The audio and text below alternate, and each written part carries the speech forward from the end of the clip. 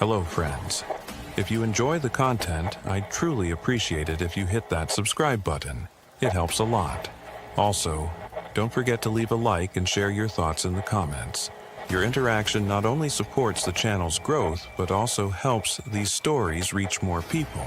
Thank you all for being here. Where are you watching from? Let me know in the comments.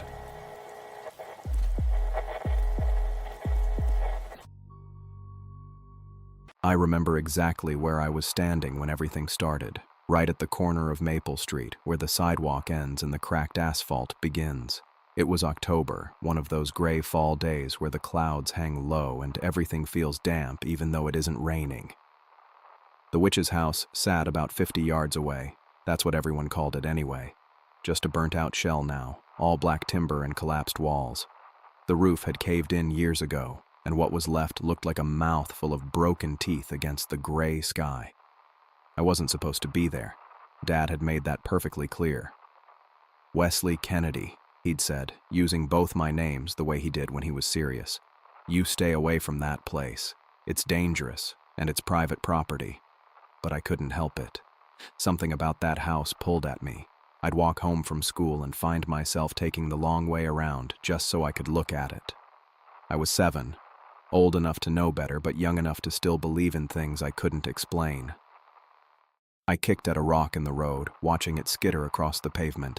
My sneakers were getting wet from the grass, and Mom would probably ask why the bottoms of my jeans were damp when I got home. "Hey, what are you doing?" I jumped and spun around. Charles West was walking toward me, his backpack hanging off one shoulder. He was my best friend, had been since kindergarten, but he could still startle me sometimes. "Nothing," I said. "Just looking." Charles came up beside me and stared at the house too. He was taller than me, with blonde hair that was always falling in his eyes. He had a new gap in his teeth where he'd lost one last week. "My brother says she was a real witch," Charles said. "Says she could make things happen just by thinking about them." "That's stupid," I said, but I wasn't so sure. Emily Benny had lived alone in that big house for as long as I could remember. People said she was strange, kept to herself. Mom always said to be polite if we saw her in town, but most kids crossed the street to avoid her. Then the fire happened. 5 years ago, when I was just a baby. The whole place went up in flames one night, and Miss Benny didn't make it out. "You think her ghost is still in there?" Charles asked. I shrugged. "Don't know." Charles picked up a rock and threw it toward the house. It landed short, bouncing off what was left of the fence that surrounded the property. "I dare you to go closer," he said. I shook my head. "Dad would kill me." "Your dad's not here." Charles kicked another rock, this one making it past the fence. "Come on, don't be such a chicken." The word stung. Chicken. Nobody wanted to be called that, especially not by your best friend. "I'm not scared," I lied. "It's just, my dad said to stay away." "Yeah, 'cause he's scared too," Charles said with a smirk. "Everyone's scared of the witch." I didn't like the way he said it, like my dad was a coward. Dad wasn't afraid of anything. He just made rules and expected me to follow them. "I bet you won't even go inside," Charles continued, that gap in his teeth showing as he grinned at me. "Will too," I said, the words coming out before I could stop them. "Prove it." Charles's eyes lit up. "Tomorrow, after school, we'll both go." My stomach did a weird flip. The burnt house looked even more ominous as the sky darkened. Tomorrow was Tuesday. Dad would be at work until 6. Mom would be home, but she'd be busy with dinner and wouldn't notice if I was a little late. "Okay," I said, trying to sound braver than I felt. "Tomorrow." Charles's grin got wider. "Awesome. Meet me right here after the bus drops us off." I nodded, already regretting my decision. Mom and Dad would be furious if they found out. Not just mad, but that special kind of angry parents get when you do something dangerous. The kind that starts with yelling and ends with, "I'm very disappointed in you." "Don't chicken out," Charles said, punching my arm lightly. "I won't." We started walking back toward our neighborhood, Charles talking about some TV show he'd watched last night. But I couldn't focus on what he was saying. I kept looking back at the house, its charred beams dark against the sky. People said all kinds of things about Emily Benny, that she could make plants grow just by touching them, that animals would follow her around town, that she knew things about people she shouldn't know. Dad said it was all nonsense, just small-town gossip. But if that was true, why did he look so serious when he told me to stay away? I glanced back one more time. For a second, I thought I saw something move in one of the broken windows. Just a shadow there, and gone so fast I wasn't sure I'd really seen it. "You coming?" Charles called. He was already halfway down the block. "Yeah," I said, hurrying to catch up. As we walked away, I couldn't stop thinking about what we'd find in that house tomorrow. Maybe nothing, just burnt wood and old memories. Or maybe the stories were true. Maybe Emily Benny really was a witch, and maybe something of her was still there, waiting in the ruins of her home. I shivered, and it wasn't from the cold. I didn't sleep much that night. Kept thinking about the witch's house and what we might find there. Every time I closed my eyes, I saw that broken window where I thought something moved. By morning, I'd almost talked myself out of going. School dragged on forever. Miss Peterson went on about fractions, but all I could think about was what Charles and I were going to do after the bell rang. My stomach felt like I'd swallowed a bunch of rocks. When the final bell rang, Charles caught up with me in the hallway. "Ready?" he asked, grinning with that gap where his front tooth used to be. "Yeah," I said, trying to sound like I meant it. We walked the long way to avoid being seen by any kids who might tell our parents. The day was cooler than yesterday, and gray clouds hung low in the sky. My backpack felt heavier with every block. "What do you think we'll find?" Charles asked, kicking a rock down the sidewalk. "I don't know. Probably nothing. Maybe some witch stuff, like potions or a spell book." I didn't answer. Part of me hoped we wouldn't find anything at all. When we reached the corner of Maple Street, we both stopped. The witch's house looked worse in the afternoon light, all blackened wood and broken glass. The wind picked up, making the loose pieces of the roof creak. "There it is," Charles said, like I couldn't see it. "Yep." We stood there for a minute, neither of us moving. "Well," Charles finally said, "you gonna do it, or are you chicken?"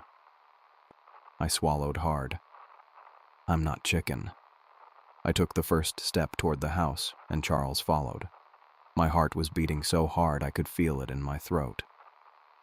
We stopped at what was left of the fence surrounding the property. Most of it had fallen down or been burned in the fire, but there were still some sections standing.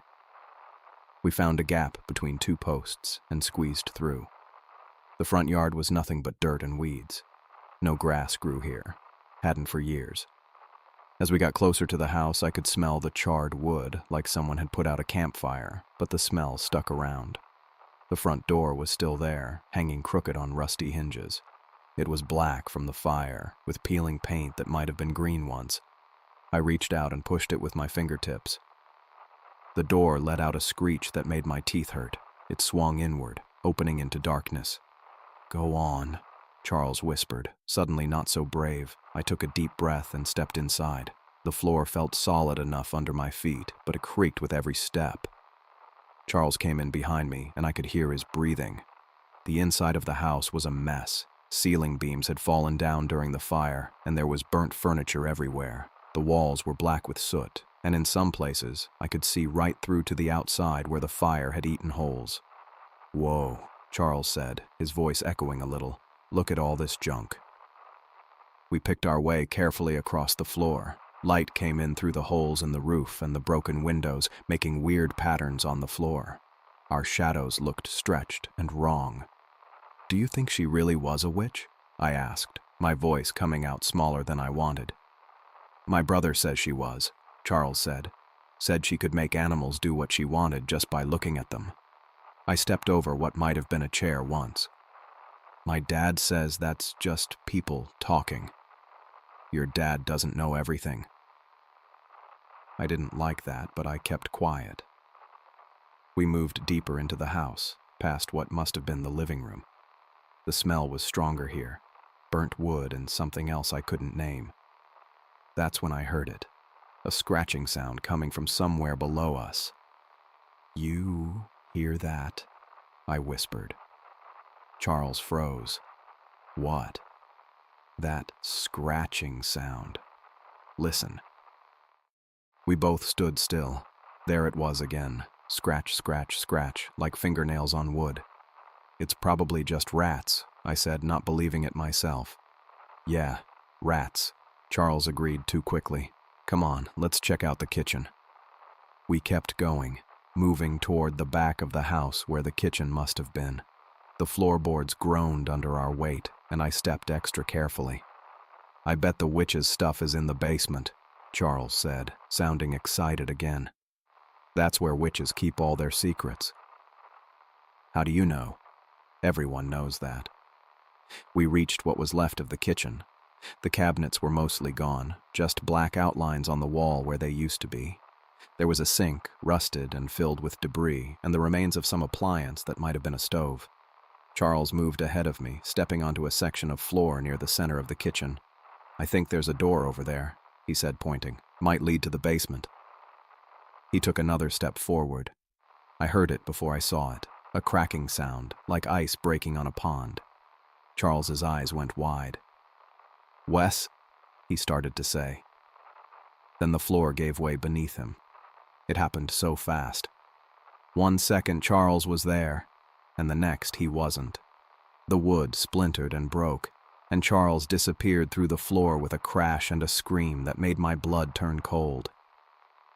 "Charles," I yelled, rushing to the edge of the jagged hole.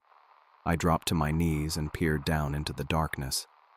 I couldn't see much, just shadows and broken wood. "Charles?" I called again, my voice shaking. "Are you okay?" For a horrible moment, there was nothing. Then I heard his voice coming up from below. "I'm down here," he called back. His voice sounded weird, like he was trying not to cry. "I think I hurt my leg. I can't get up." "Can you see anything?" I asked, trying to make out his shape in the darkness. "It's some kind of basement," he said. "It's dark. There's stuff down here. Wes, I'm scared." "I'm coming down," I said, though everything in me wanted to run away. "Just hang on." I backed away from the hole and looked around. That's when I spotted it. Wooden stairs leading down along the wall. They were half hidden behind what used to be a pantry door, now hanging by one hinge. The stairs looked old and burnt like everything else, but they seemed solid enough. I swallowed hard and moved toward them. "I found stairs," I called to Charles. "I'm coming down." I stood at the top of the stairs, staring down into the darkness. The scratching sound was louder now. My legs felt wobbly, and my hands were sweating. But Charles was down there, hurt and scared. I took a deep breath and put my foot on the first step. The wood creaked, but held my weight. I took another step, and another, descending slowly into the darkness. The basement was darker than I expected. I couldn't see much at first, just shapes in the gloom. Weak light came through a small window near the ceiling, but it was so dirty that it didn't help much. The air smelled musty and damp, like wet cardboard and old dirt. "Charles," I called out, my voice shaky. "Where are you?" "Over here," he said. His voice sounded tight, like he was trying not to cry. I moved carefully across the basement floor, feeling my way with my feet. There was junk everywhere. Broken furniture, boxes, things I couldn't make out. My eyes started adjusting to the dim light, and I could see Charles sitting against the far wall. He was holding his ankle, and his face was scrunched up in pain. "I think I broke it," he said when I got closer. "I fell through that hole and landed weird." He pointed up at the ceiling where I could see jagged wood and a patch of gray light. I knelt down beside him. "Can you move it?" Charles tried wiggling his foot and winced. "Yeah, but it hurts real bad." I didn't know what to do. We weren't supposed to be here, and now Charles was hurt, and we'd have to tell our parents, and we'd get in so much trouble. My stomach felt like it was twisting into knots. "We need to get help," I said, trying to sound brave. "Maybe I should go find—" That's when I heard it. Breathing. Not Charles's breathing. Different, slower, coming from somewhere else in the basement. "Did you hear that?" I whispered. Charles nodded, his eyes going wide. We both went completely still, listening. The breathing continued, soft but definitely there. It was coming from the corner of the basement, a part so dark I couldn't see anything. I turned slowly toward the sound, my whole body freezing up. At first, I just saw a shadow, darker than the rest of the darkness. Then my eyes adjusted more, and I could make out a shape. A person, sitting in the corner. My heart slammed against my ribs so hard it hurt. I couldn't move, I couldn't speak. I just stared. It was an old woman. She had long, tangled gray hair that hung around her face in dirty clumps. Her dress was torn and filthy, like she'd been wearing it for years. She was huddled against the wall, knees pulled up to her chest, watching us. But what made my blood go cold was her face. I recognized her. I'd seen a picture of her once when my class took a trip to the library. There had been a display about local history, and her photo was there. It was Emily Benny, the witch, the woman who was supposed to have died in the fire 5 years ago. But she wasn't dead. She was right here, in her basement, staring at us with eyes that caught the dim light and reflected it back like a cat's. "Wesley," Charles whispered, his voice tight with fear. He'd seen her too. "Wesley, it's her." I couldn't answer. I couldn't do anything but stare. The woman, Miss Benny, slowly raised her hands, palms out toward us. The movement was careful, like she was trying not to scare us. Her hands were thin and dirty, with long fingernails. "Please," she said, and her voice came out raspy and weak, like she hadn't used it in a long time. "Please don't run away." My first thought was to grab Charles somehow and get out of there as fast as possible. But Charles couldn't walk, and I wasn't strong enough to carry him. We were trapped. But there was something else too. Something in Miss Benny's face. She looked scared, desperate. Not at all like a witch who wanted to hurt us. She looked like someone who needed help. "You're supposed to be dead," I said. The words just came out. She shook her head slowly. "No, I survived." "How?" Charles asked. He'd scooted closer to me, still holding his ankle. Miss Benny looked at us for a long moment. Then she shifted, wincing like she was in pain too. "I hid," she said simply. "I've been hiding for 5 years." I didn't know what to say to that. 5 years in this dark basement. It seemed impossible. Are you really a witch?" I asked. A strange look crossed her face, something between sadness and anger. "No," she said. "I'm just a woman who people decided to hate." She moved a little closer to us, dragging herself across the floor. I noticed then that one of her legs was twisted at an odd angle. It looked like it had been broken badly and never healed right. Charles and I stayed perfectly still as she approached. She stopped about 6 feet away, respecting our fear. "I should tell you my story," she said, "so you understand, so someone finally knows the truth." I glanced at Charles. He looked terrified but also curious. I felt the same way. "Okay," I said. Miss Benny took a deep breath. "I was married to Nicholas Benny for 23 years, she began. "He was not a kind man." Her hands trembled as she spoke. "He hurt me, often, but no one in town would help. They all looked the other way." I didn't fully understand what she meant, but I knew enough from the way she said it that something very bad had happened to her. When Nicholas died, heart attack, right in our kitchen, people blamed me, said I must have used witchcraft to kill him. She gave a bitter laugh that turned into a cough. As if I had any power at all. Why did they think you were a witch? I asked. Because I kept to myself. Because I grew herbs in my garden. Because I was different. She shrugged. People fear what they don't understand. Miss Benny looked down at her hands. One night, I woke up to smoke. The house was on fire. I heard them outside, shouting. Who? Charles asked. Bodie Nichols, Benny Evans, others too. They'd come with torches. Her voice got quieter. They were laughing as they watched my home burn. I knew those names. Mr. Nichols ran the hardware store downtown. Mr. Evans worked at the auto shop, normal men that my parents said hello to on the street. I managed to get to the basement, Miss Benny continued. The fire didn't reach down here as badly. I hid in a root cellar under the floor. She pointed to a small trap door I hadn't noticed before. When the fire department came, I stayed hidden. I knew if I came out, they might try again. So you've been living down here? All this time? I asked, unable to imagine it. She nodded. I go out at night sometimes, very carefully. There's a stream nearby for water. I find food where I can. She gestured to a corner where I could make out some cans and jars. The fire insurance money is in a bank account I can't access. The town thinks I'm dead, and it's safer that way. I looked at Charles, who was staring at Miss Benny with his mouth slightly open. This was nothing like we expected. Not a witch casting spells. Just a scared woman hiding from people who tried to kill her. Why are you telling us this? I asked. Miss Benny's eyes filled with tears. Because I'm tired of hiding.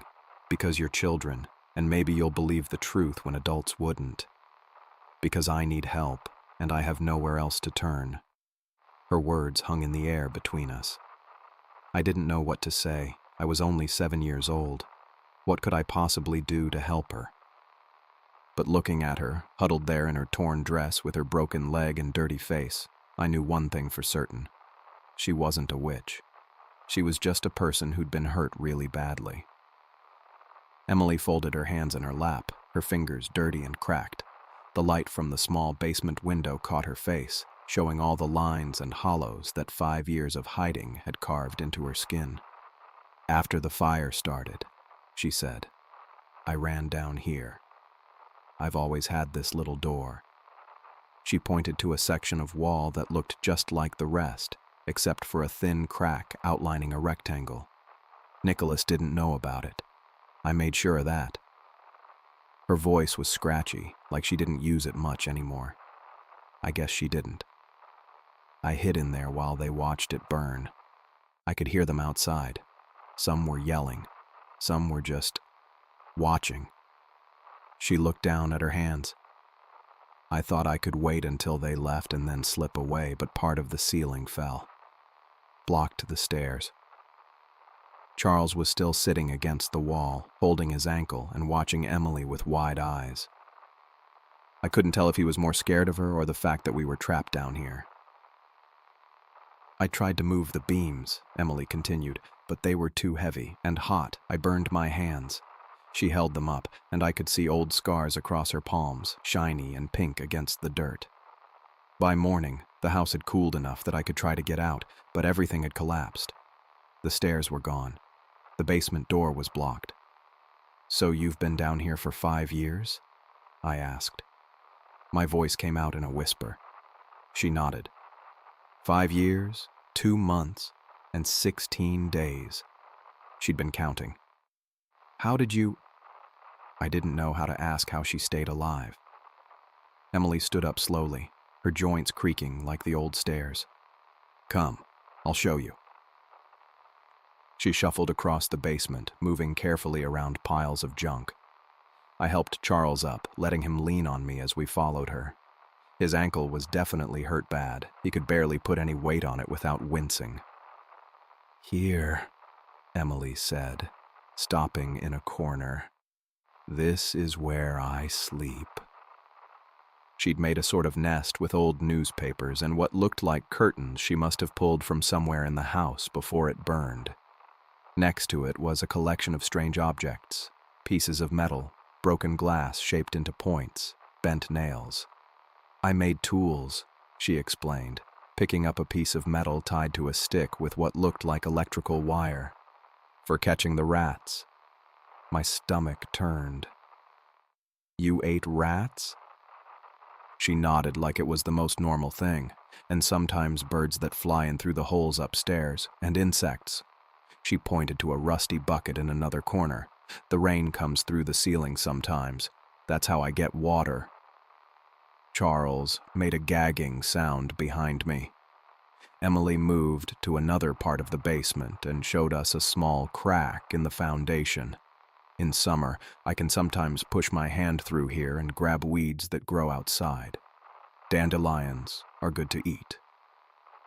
I tried to imagine living like this for 5 years, eating rats and weeds, drinking rainwater, sleeping on newspapers, never talking to anyone. Why didn't you call for help? I asked. Someone would have heard you. Emily's face changed, getting darker. I did. For the first year, I screamed every time I heard someone near the house. I pounded on the walls. She laughed, but it wasn't a happy sound. Do you know what happened? They ran away. They said the house was haunted.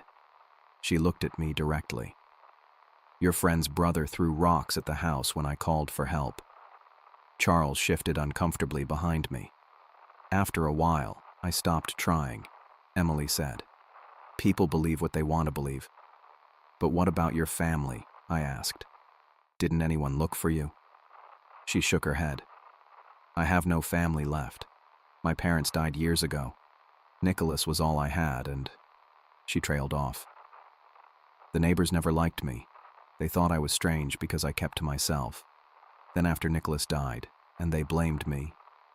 She sighed. No one looked very hard. But the police, I started.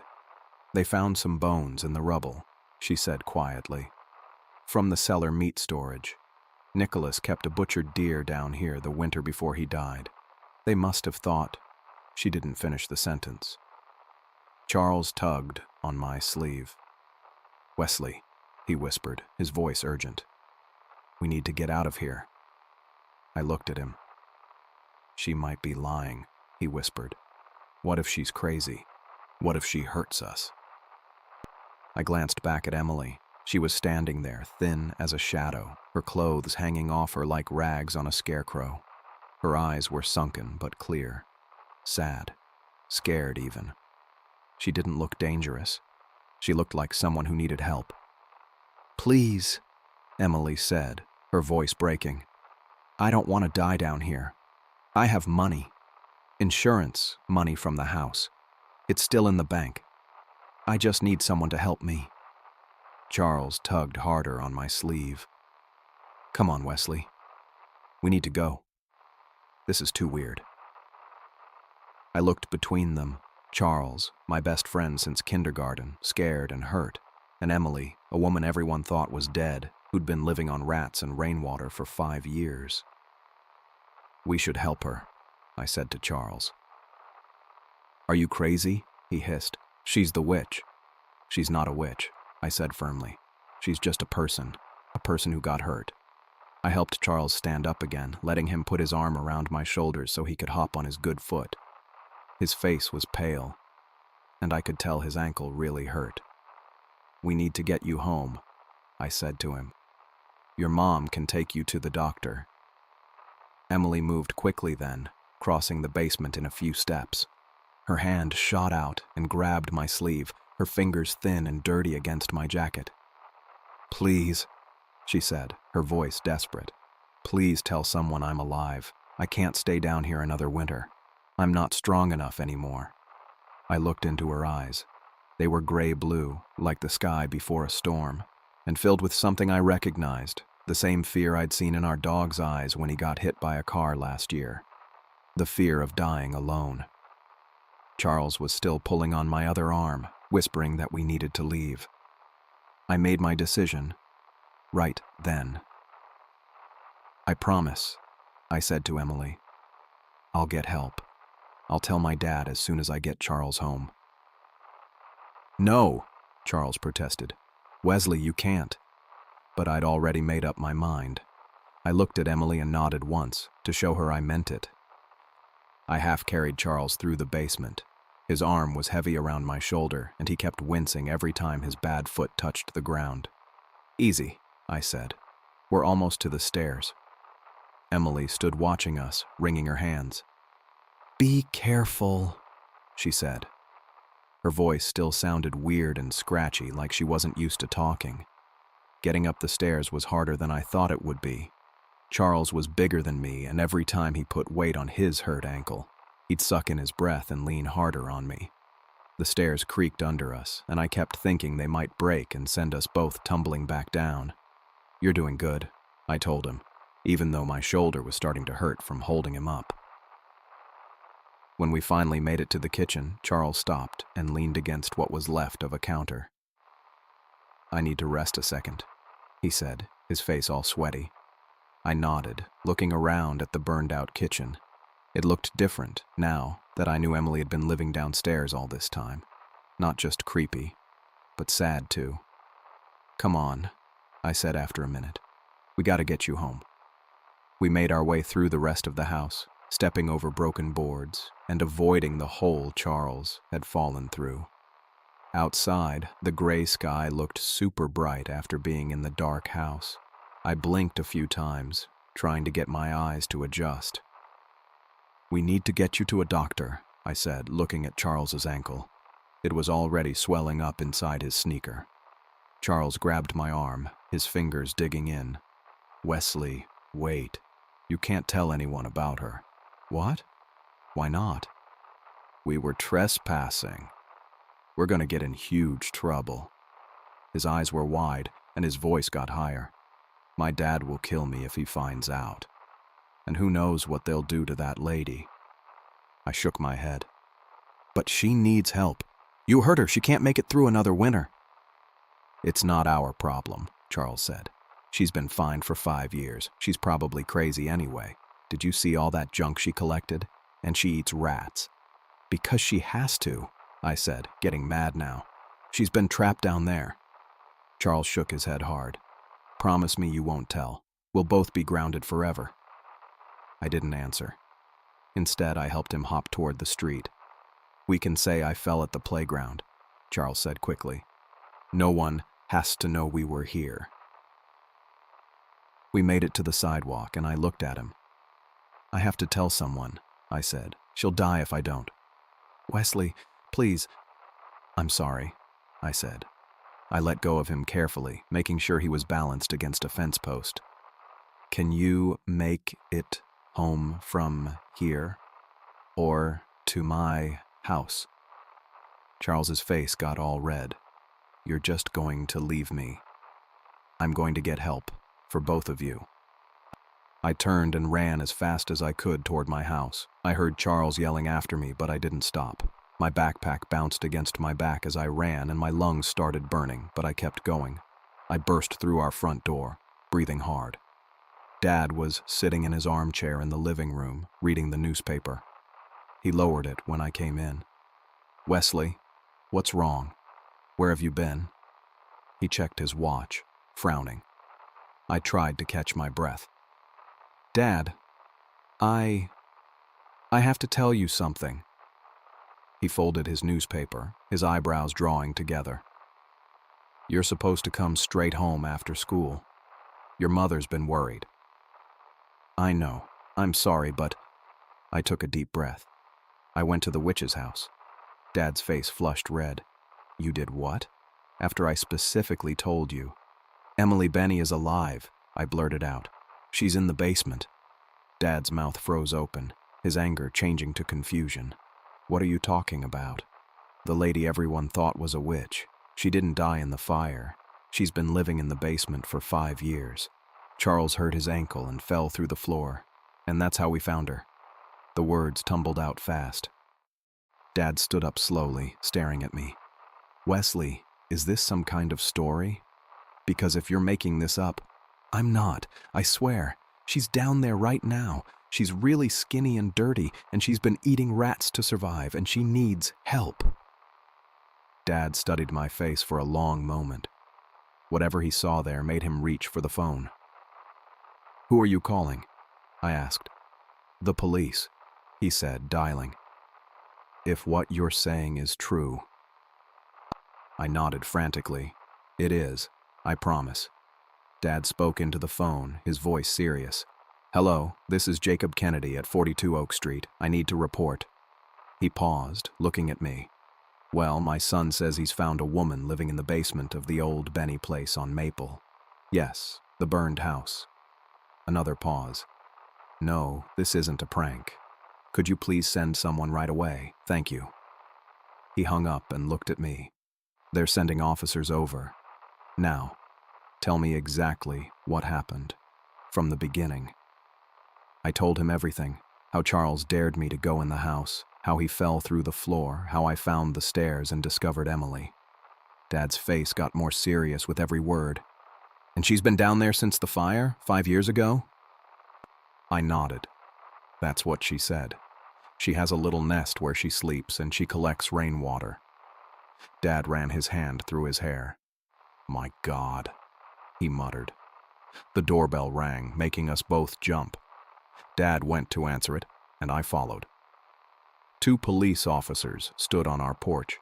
One was tall with short brown hair, and the other was a bit shorter with black hair. "Mr. Kennedy," the taller one asked. "I'm Officer Cooper, and this is Officer Graves. We received your call about a possible person in the Benny house." Dad nodded. "My son Wesley says he found someone there today." Both officers looked down at me, and I felt my face get hot. "It's true," I said. "Emily Benny is alive. She's in the basement." Officer Cooper knelt down to my level. "Son, can you tell us exactly where you saw this person?"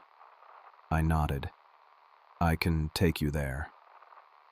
The officers exchanged looks, and the shorter one, Officer Graves, said, "We should check it out at least." "I'll come with you," Dad said, grabbing his jacket from the hook by the door. "That's not necessary, sir," Officer Cooper started to say.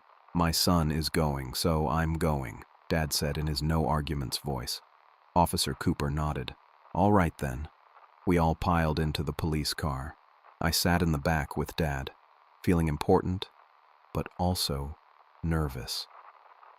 What if Emily had moved or hidden when we left?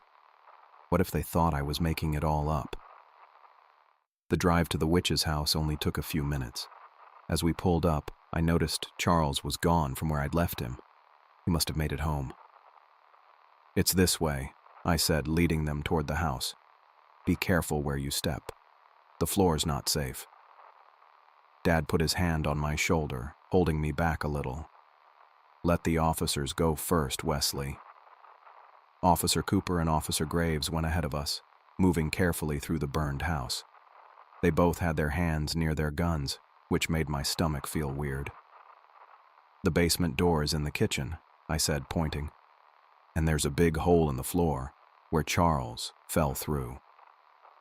The officers found the door and shined their flashlights down the stairs. "Hello?" Officer Cooper called out. "Police officers? Is anyone down there?" We all listened. For a second, there was nothing, and my heart sank. Then we heard a faint voice from below. "Hello? Is someone there? Please help me." Dad's grip on my shoulder tightened. The officers looked at each other, and Officer Graves unholstered his gun. "We'll check it out," Officer Cooper said to us. "You two wait here." "Be careful of the stairs," I warned. "They're old." The officers descended slowly, their flashlight beams bouncing in the darkness. Dad and I waited by the kitchen doorway, listening. I heard muffled voices, and then a woman crying. Emily crying with relief when they found her. "It's okay, ma'am," I heard Officer Cooper say. "We're going to get you out of here." Dad looked down at me, his face pale.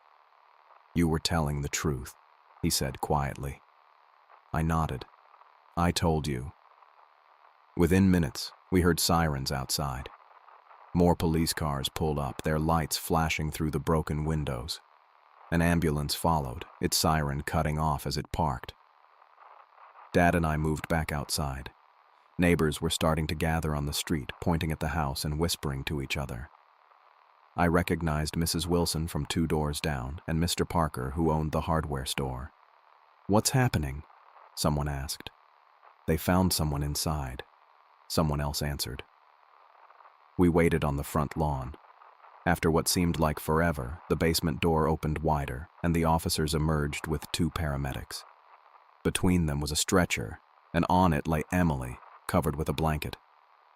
One of the paramedics, a man with black hair and strong arms, was talking to her gently. "You're going to be fine, ma'am," he said. "I'm Maxwell, and we're taking you to the hospital now." Emily looked even smaller in the daylight, her face pale and dirty. As they carried her past, her eyes found mine, and she reached out one bony hand. "Thank you," she whispered. I nodded, feeling a lump in my throat as they loaded her into the ambulance. I stood in the crowd as they carried Emily out of the house. I'd never seen her in daylight before, and it made me feel weird, like I was seeing something I wasn't supposed to. She looked tiny on that stretcher, smaller than she'd seemed in the basement. Her skin was almost see-through, like tissue paper, and so pale it was almost blue in some spots. The paramedics were real careful with her. They had her wrapped in blankets even though it wasn't that cold out. I guess when you've been in a dark basement for 5 years, regular weather feels different to you. "Careful with the step here," one paramedic said to the other as they maneuvered the stretcher down what was left of the front porch. The whole neighborhood was out now. Cars were stopping in the street and people were getting out to see what was happening. Everyone was whispering to each other, pointing at the house, at the ambulance, at me and Dad. When they got to the ambulance, Emily turned her head and looked right at me. Her eyes found mine in the crowd. She didn't smile exactly. I don't think she had the strength for that, but her lips moved. "Thank you," she mouthed. Just that. 2 words that made my throat get tight. I nodded back at her, not sure what else to do. Dad's hand was on my shoulder, squeezing a little too hard, but I didn't mind. It felt good to have him there. Officer Cooper walked over to us while the other cops were still moving around the yard and going in and out of the house. He had a little notebook in his hand and was writing something down. "Mr. Kennedy," he said to Dad, then looked down at me.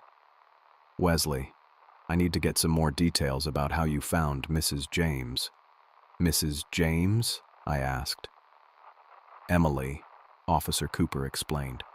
"Emily James was her maiden name. Benny was her husband's name." "Oh," I said. I hadn't thought about her having a different name before she got married. "Can you tell me exactly what happened today?" Officer Cooper asked me. His voice wasn't mean or anything, just serious. I noticed more people gathering around us trying to hear what I was saying. Mrs. Donovan from 3 houses down was there, and Mr. Fitch, who owned the hardware store, and a bunch of other adults I recognized but didn't know their names.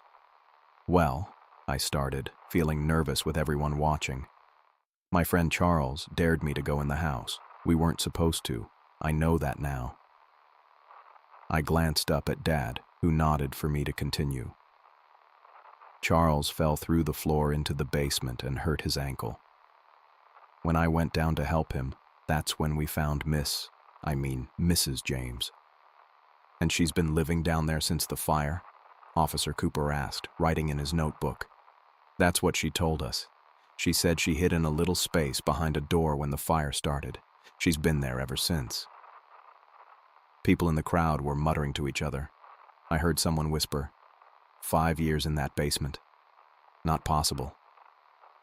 "She ate rats," I said loudly, wanting them to understand. "And birds when she could catch them.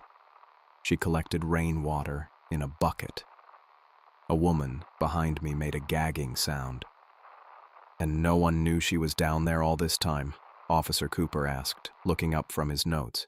"She said she tried to call for help at first, but people thought the house was haunted and ran away." Officer Cooper nodded, writing something else down. We're going to need to investigate who was responsible for that fire. It was ruled an accident at the time, but with Mrs. James alive, we need to look into it again.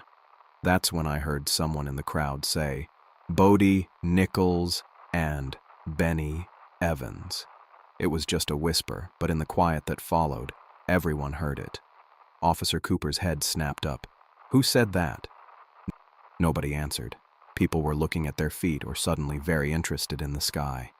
If anyone has information about the fire, I expect you to come forward, Officer Cooper said to the crowd. This is now an active investigation. I saw some of the adults exchange looks. A few of them started backing away, heading back to their houses. Maybe she really was a witch, someone muttered from the back of the crowd. No normal person could survive 5 years like that. Something hot and angry bubbled up inside me. Before I could think about it, I was talking, louder than I meant to. She's not a witch. She's just a lady who needed help and everybody left her alone. My voice cracked a little, but I kept going. She was scared and hungry, and nobody helped her. She could hear people outside sometimes, but nobody ever came to check if she was okay. The crowd went quiet. Everyone was staring at me now, and I felt my face get hot. But I didn't take it back. Dad's hand tightened on my shoulder again, but when I looked up at him, he wasn't mad. His eyes looked proud, maybe even a little wet, though that could have been from the wind. My son is right, Dad said, his voice carrying across the yard. We all failed her. The whole town. Some people looked away, embarrassed. Others nodded slowly. Officer Cooper closed his notebook. We'll be talking to everyone in the neighborhood in the coming days. If you saw or heard anything unusual around the time of the fire, or have any information at all, please come to the station. The paramedics had finished loading Emily into the ambulance. One of them climbed in the back with her, while the other shut the doors and headed for the driver's seat. Where are they taking her? I asked Dad. To the hospital, he said. She's going to need a lot of care to get better. The ambulance started up, its lights flashing but no siren. I watched as it pulled away from the curb and drove down the street. Everyone was watching too, the whole neighborhood standing there as Emily James left her prison for the first time in 5 years. I kept my eyes on the ambulance until it turned the corner and disappeared. I wondered what would happen to her now. Would she have a real bed to sleep in tonight? Would they give her good food and clean clothes? Would anyone be nice to her? Dad, I said quietly. Can we visit her? In the hospital? He looked down at me for a long moment, then nodded. I think that would be a good idea, Wesley. I think she'd like that. The crowd was breaking up now, people drifting back to their houses and cars, already starting to talk about other things. But I kept staring at the corner where the ambulance had disappeared, thinking about Emily and her thank you, and how her eyes had looked when she saw the sky for the first time in 5 years. I was in my room reading a comic book when Mom called up the stairs. Wesley, could you come down here, please? I put down my X-Men comic and headed downstairs. It had been 3 weeks since we found Emily in the basement. 3 weeks since the ambulance took her away. Dad and I visited her in the hospital twice, but she'd been sleeping both times. The nurses said she was getting better, but it was slow going. They had to be careful about how much they fed her at first. I got to the bottom of the stairs and heard voices from the living room. Mom was talking to someone. I rounded the corner and stopped. Emily was standing by our front door. I almost didn't recognize her. She looked different, clean. Her hair was cut short and neat, not matted like before. She wore a blue dress with small white flowers on it. She was still thin, really thin, but her skin had more color. She didn't look like she was about to blow away anymore. There he is, Mom said, smiling at me. Wesley, you remember Miss James? Emily turned toward me and her face lit up. Hello, Wesley. Hi, I said. I wasn't sure what else to say. Last time I saw her, she was being loaded into an ambulance after living in a basement for 5 years. Miss James stopped by to see you, Mom explained. I was just inviting her to stay for tea. Would you like that? I nodded. Yeah, sure. Wonderful, Mom said. Please, have a seat in the living room. I'll be right back with the tea. Mom headed to the kitchen and Emily took a few steps into our living room. She moved slowly, carefully, like she wasn't used to walking around in open spaces. I guess she wasn't. May I sit down? She asked, pointing to the sofa. Yeah, of course. She lowered herself onto our couch. I sat in the armchair across from her. For a moment, we just looked at each other. It was weird seeing her in our house, sitting on our furniture like a normal person visiting. You look better, I said. Then, immediately felt stupid. Of course, she looked better than when she was half-starved in a dark basement. But Emily smiled. I feel better. Much better. Her voice wasn't as scratchy as before. It was softer, gentler. The doctors have been very kind to me. That's good, I said. I didn't know what else to say. I wanted to thank you properly, Emily said, for what you did, for telling someone about me. I shrugged. I couldn't just leave you there. Many people would have, she said. Many people did, over the years. Mom came in with a tray of tea and cookies. She set it on the coffee table and poured 3 cups. Milk and sugar? Mom asked Emily.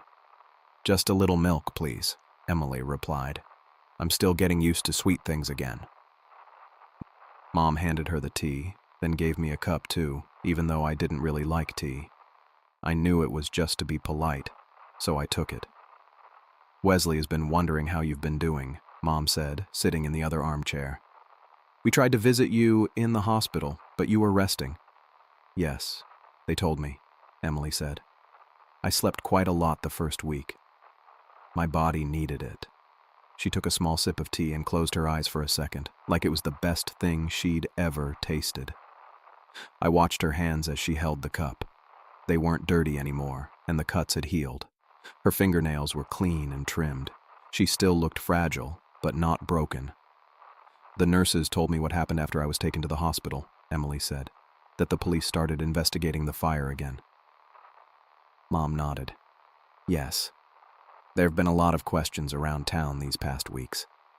Emily set her teacup down and reached for her purse, which she'd placed next to her on the sofa. It was a simple brown leather bag, probably borrowed or given to her. She opened it and pulled something out, holding it in her palm. I made this, she said, looking at me. Years ago, in the basement. She leaned forward and held out her hand. In her palm was a small wooden carving of a bird. A sparrow, I thought. It was simple, but beautiful, with smooth wings and a tiny beak. She'd somehow captured the way sparrows look when they're about to take flight. I'd like you to have it, she said. I hesitated, then reached out and took it. The wood was smooth and warm from being in her hand. I carved it while watching the sparrows through that tiny window, Emily explained. They would come and go so freely. Sometimes, watching them was the only thing that kept me going. I'd dream about flying away like they did. I turned the small wooden bird over in my hands. It's really good. I had a lot of time to practice, she said with a sad smile.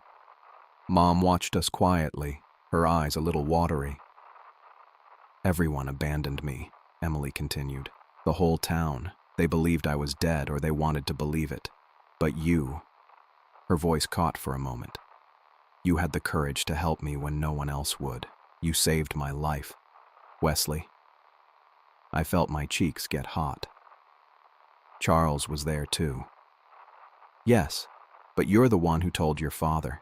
You're the one who made sure someone came for me. She looked down at her hands. I would have died this winter. I know that now. What's going to happen to you now? I asked. I'm going to live with my sister Josie in the next county, she said.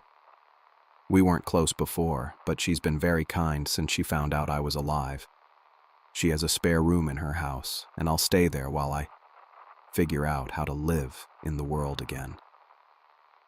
That's wonderful news, Mom said. Emily nodded. And the police are investigating Bodie Nichols and Benny Evans for setting the fire.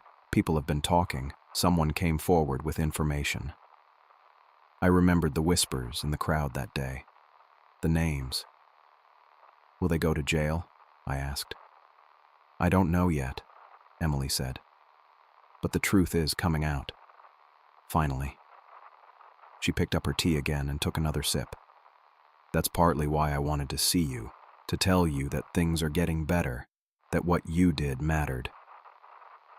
We talked a little more. Mom asked about Emily's sister in her house. Emily asked me about school. It was strange how normal it felt after a while, just sitting and talking. When Emily finished her tea, she said she needed to go. Her sister was waiting in the car outside. Thank you for the tea, she said to Mom as she stood.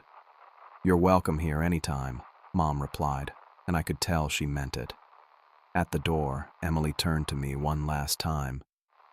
Keep the sparrow, she said, to remember that sometimes all it takes is one person to change everything. I nodded, still holding the wooden bird in my hand.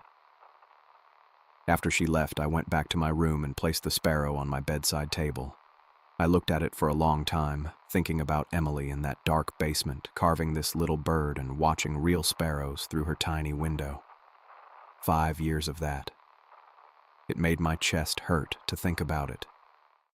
That night at dinner, Dad asked me about Emily's visit. Mom had already told him about it when he got home from work. She gave me this, I said, showing him the wooden bird. Dad looked at it carefully. That's quite something. After dinner, when I was getting ready for bed, Dad came to my room. He sat on the edge of my bed and looked at the sparrow on my bedside table. I want you to know that I'm proud of you, Wesley, he said. What you did took real courage and compassion. I just did what anyone would do, I said. Dad shook his head. No, that's the thing. Not everyone would have done what you did.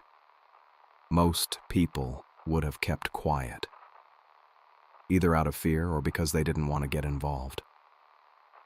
He put his hand on my shoulder. You did the right thing, even when it was hard. That's real bravery. After Dad left, I picked up the wooden sparrow again. I ran my fingers over its smooth wings and tiny head. I thought about what Emily had said about watching real sparrows fly freely while she was trapped. I thought about how people in town had whispered about her being a witch, making her into something scary. But she wasn't a monster. She was just a person who needed help.